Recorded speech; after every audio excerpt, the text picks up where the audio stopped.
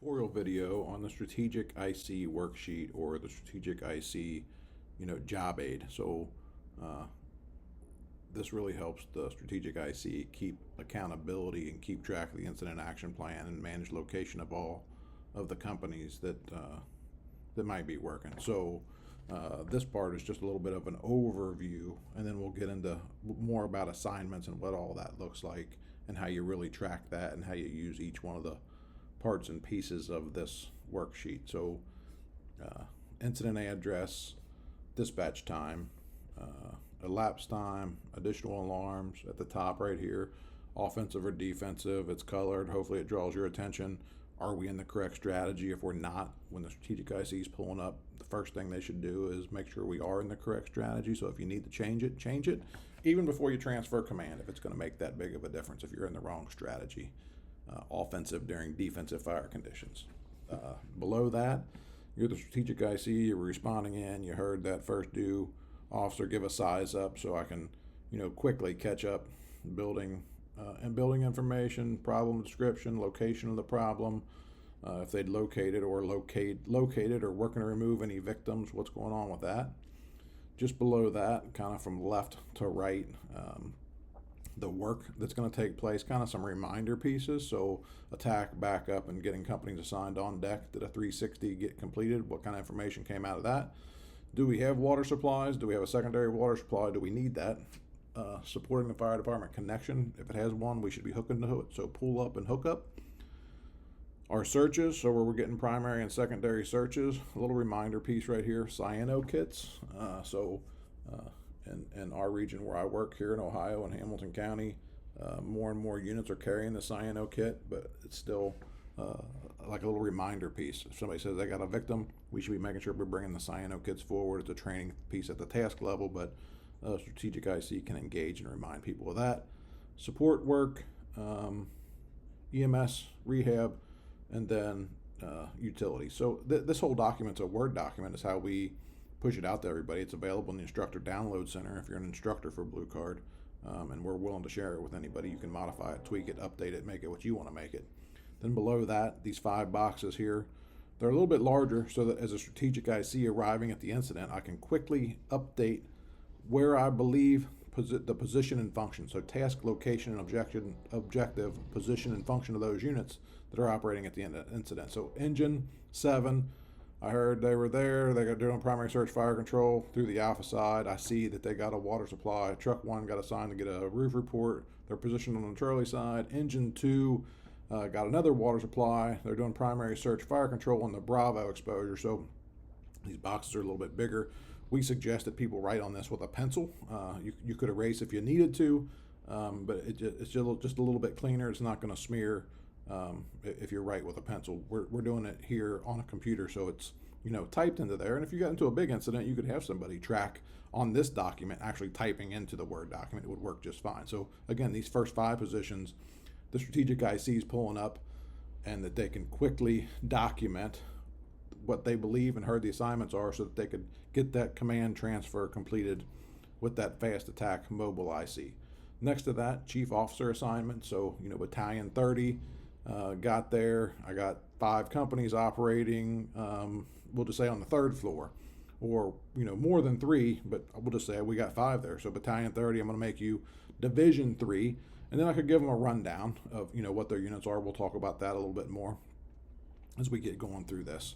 So below that, what we would use this section for is later arriving companies past those first 5. So I got a little bit more time, and hopefully by then maybe I even have a support officer in the vehicle with me that could document while I'm actually communicating on the radio and making decisions. So I document the units of arrival. So engine 13's there, they're staged. Truck 7's there, they're staged. Medic 30's there, they're staged. So engine 13 is there, and I got an assignment for them right away. Engine 13 goes level 1, and then I would just write right here whatever their assignment is, and I would give that to them. So I'm tracking in real time position and function of what these units are doing. So that lines right up with our program of task, location, and objective. That's what the assignment is, and then we communicate that back through the order model.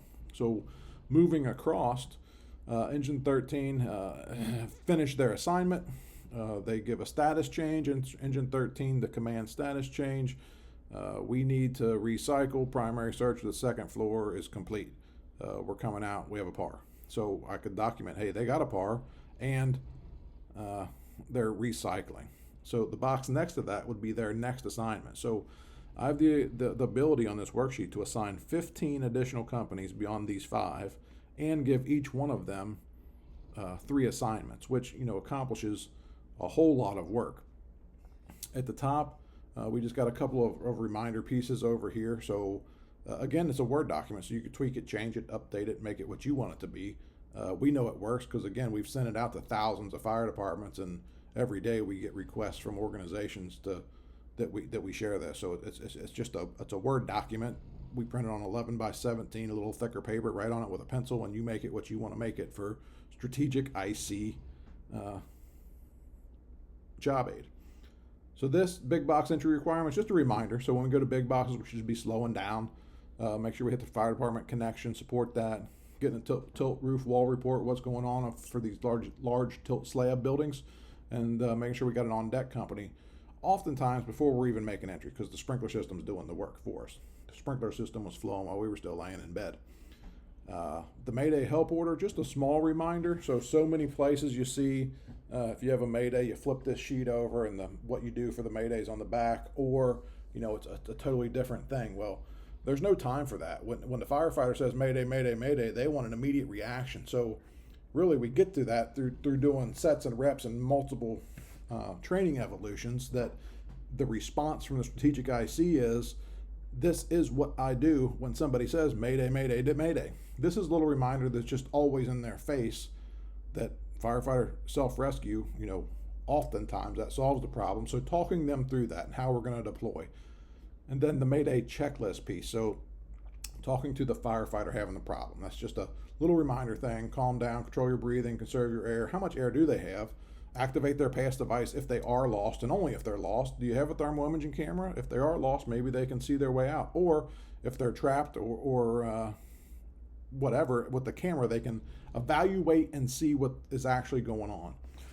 Right here in the middle, we just got a large area that you could draw out the building. So I got 2 houses on fire. I got a strip mall. I got a 3-story apartment building. I could kind of draw that out. We could put our apparatus on there for attack positions of like where our apparatus are potentially.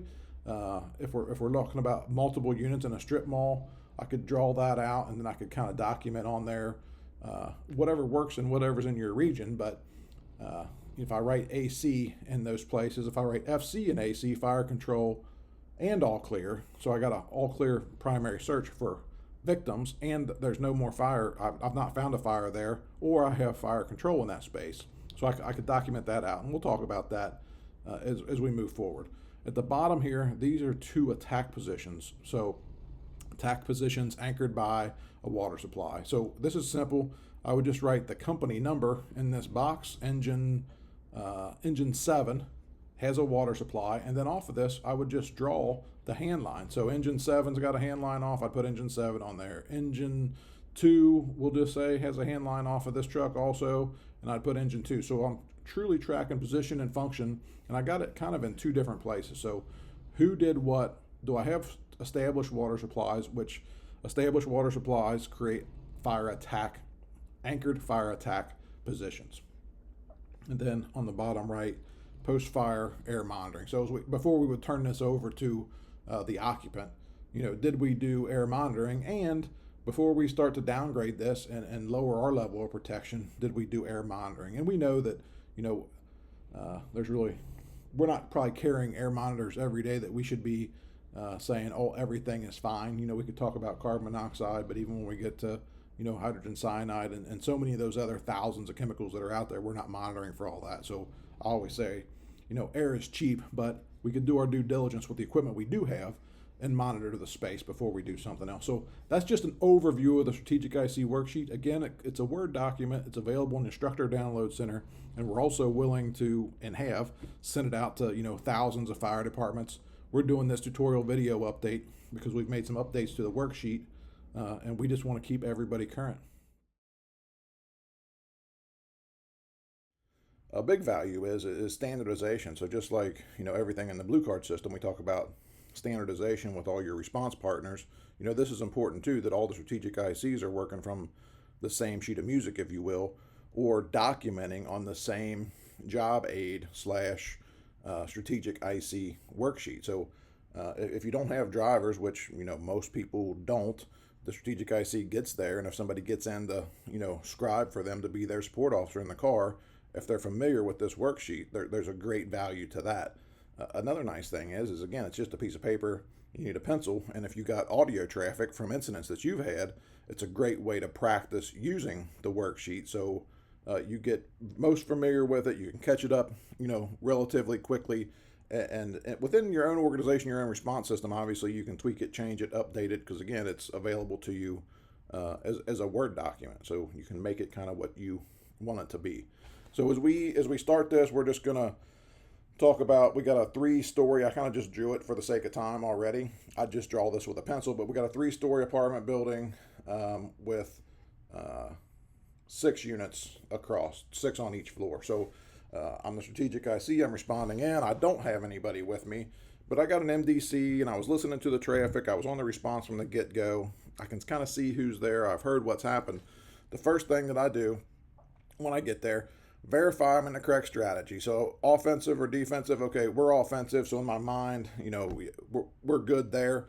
And then before I key that radio up and start talking, I catch up my strategic IC worksheet. Because if I don't, you're never going to catch up. So what I heard was engine 1 is there, and they're on the first floor, primary search, fire control. I heard engine 2 is there. They're on the second floor, primary search, fire control. And I heard ladder 1 is going to the third floor, primary search, fire control. So I just use PSFC, primary search and fire control. That's what their assignment is. And then when I do that, I would go to this bottom box and I would just put engine 1 is the main fire unit, for example. This line again indicates they have a water supply. And then I could draw a line off of that unit that there's a line there. Then I could copy another one and put engine 1 on this line, engine 2 on another line. So that's how I would use this piece. So engine 1 is the attack position. They have a water supply, and then this is a line coming off of engine 1.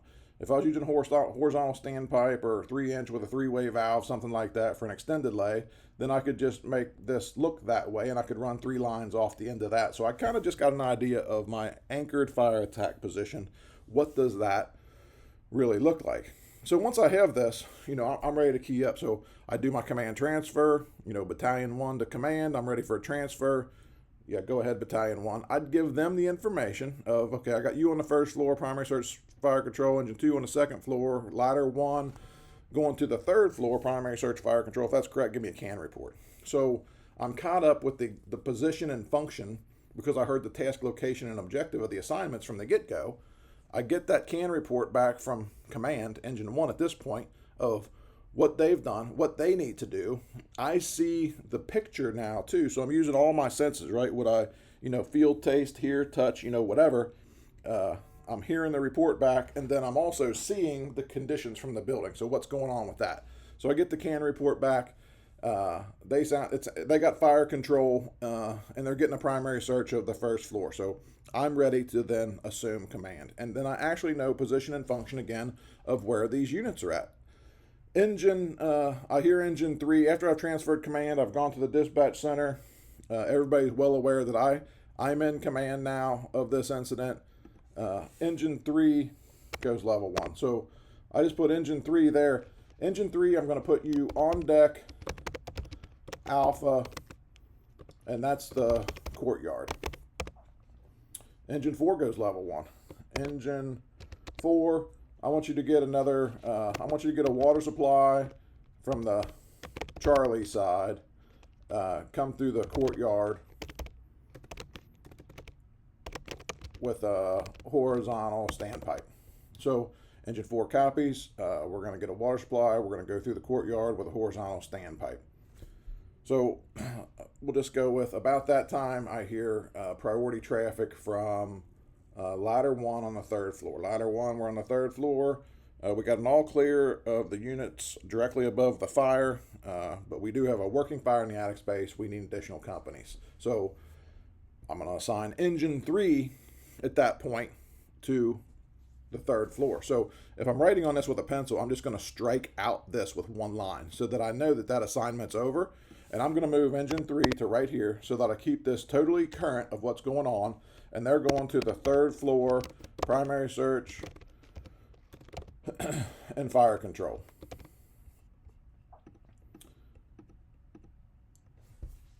And they're going to be assisting, ladder 1.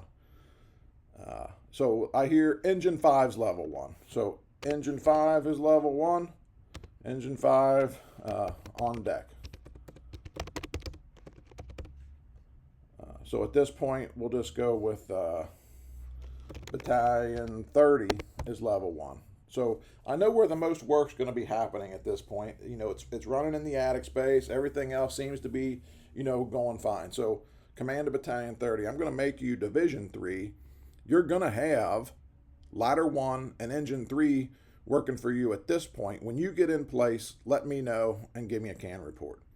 So I tell them that so that they can gather those passports as they're headed to their attack position. So when battalion 30 gets to the 3rd floor, again, I drew this out, but I'd just be writing this with a pencil. I'd put battalion 30 is now division 3. And battalion 30 has ladder 1, engine 3, and then I could just keep typing that out of who they have. And then with a pencil, if those companies are coming back to me, I could strike through that they're not there anymore, and I put them right back into this assignment on this side. So we're just going to go with battalion 30. I'm in division 3. I do have ladder 1 and engine 3 working for me. We do got a working fire in the attic space. My need is 2 additional companies to cut the fire off in the attic. So command's clear. You need 2 additional companies. You're in place. You got ladder 1, engine 3. So I'm going to assign those next companies. So as I track back, so who's available for what? I struck out engine 3. They've already been reassigned. They're working right here, so I would be able to see that. Ladder 1's already up there. Engine 2's on the 2nd floor. Engine 1's on the 1st floor, and engine 4, may be available, and engine 5's definitely available. So I could go command engine 5. I want you to get a line, and I want you to go to the 3rd floor. You're working for battalion 30. So engine 5's going to be moving to the 3rd floor. So a couple things. One, if it's small like this, I could strike that out. So I could just move to there, on deck, strike out the on deck, and just put 3rd floor, primary search, fire control. So that's their assignment. And then I would just move to this box, and I would just put engine 5 is now working over there. So I got ladder 1, engine 3, engine 5 working for battalion 30 on the 3rd floor. So that's kind of how that piece of it works. So we're running this thing out, a little bit further, and they're starting to wind down, right? I mean, we've jumped, from the beginning, the middle. There was a bunch of work that we'll just say happened. We kind of talked about how you would use it, what you would fill in where, how you're tracking companies. At a glance, you can see where companies are actually working and who they're working for if they're assigned to somebody in a division. Battalion 30, Division 3 keys up and says, Division 3 to command status change. I'm gonna be sending ladder 1 back to you for rehab. So command copies, ladder 1's coming back to me for rehab. So I would slash that out up here, that ladder 1 is no longer working for battalion 30, and I would go over here, that I would slash this assignment out, and I would just put ladder 1 here. They're staged, and they're currently at rehab. So again, like when we talked about in the very beginning, if I work from the bottom right to the top left, as far as when I'm tracking companies on the worksheet, that tells me the most current position of those people. And then I can look very easily and see where the assignment is. So what I'm not doing is writing a whole bunch of units inside this box over here as far as where they're working, because that just gets very confusing. If I'm tracking and I'm doing strategic level accountability, it's important that I know position and function of the people all the time. And this is just a easy way to do it. It's cheap. You can practice it, every single day, multiple times a day, just listening to radio traffic that's available. So, again, we just wanted to share this, part two piece of this, of kind of how you would actually use the worksheet. We hope you find it valuable. If you have any questions or input, please reach out to us anytime.